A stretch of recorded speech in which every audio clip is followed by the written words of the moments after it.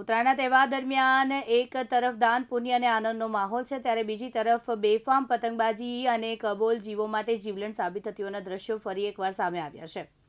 મહેસાણા જિલ્લાના ખેરાલુમાં રાત્રિના સમયે પતંગની દોરી વાગતા એક દુર્લભ વન્ય પ્રાણી ઘુવડ ગંભીર રીતે ઘાયલ બન્યું છે।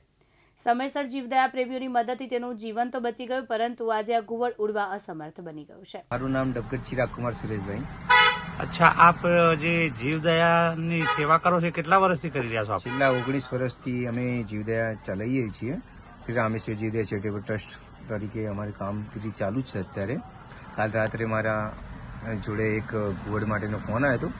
એ ઘુવડની ટ્રીટમેન્ટ માટે અલુપ્ત પ્રાણી છે, એટલે અમે ચોંકી ગયા કે સારું ઘુવડ અત્યારે ત્યારે પછી રાત્રે લગભગ 12 સાડા 12 જેવું થઈ ગયું હતું, એટલે અમે અમારા સ્થળ ઉપર લઈ ગયા। કયા વિસ્તારમાંથી હાથમાં આવ્યું હતું એ અમને પોલીસ સ્ટેશન વાળા વિસ્તારથી ગયા। અને કઈ હાલતમાં હતું એની બહુ ગંભીર હાલત હતી, એનું બ્લડિંગ ચાલુ હતું બહુ, પણ અમારે ટેમ્પરરી જે સારવાર થાય છે અમારા જોડે, જે અમારી એને સારવાર કરી અને તે બદલ પછી અમે અહીંયા સવારે 7, સાડા 7, 8 વાગ્યા જેવું ફોરેસ્ટમાં જાણ કરી અને ઘુવડને મેં કીધું લઈ જાઓ એમ। ફોરેસ્ટ વિભાગે શું કર્યું, કંઈ જાણવા મળ્યું?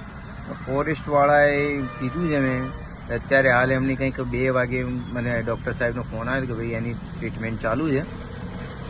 અત્યારે હાલ એની ટ્રીટમેન્ટ ચાલુ છે, એક પાંખ કપાઈ છે એવું મેસેજ મળ્યો છે। બરાબર। તો આમ જનતાને અને ગુજરાતવાસીઓને આજે પાંખ દોરી વડે કપાઈ એવું જાણવા મળ્યું છે, તો શું સંદેશો આપશો આપ? બસ અત્યારે હાલની પહેલાં બી કીધેલું છે અને અત્યારે બી કહું છું કે ભાઈ ચાઇનાનો ઉપયોગ ન કરો।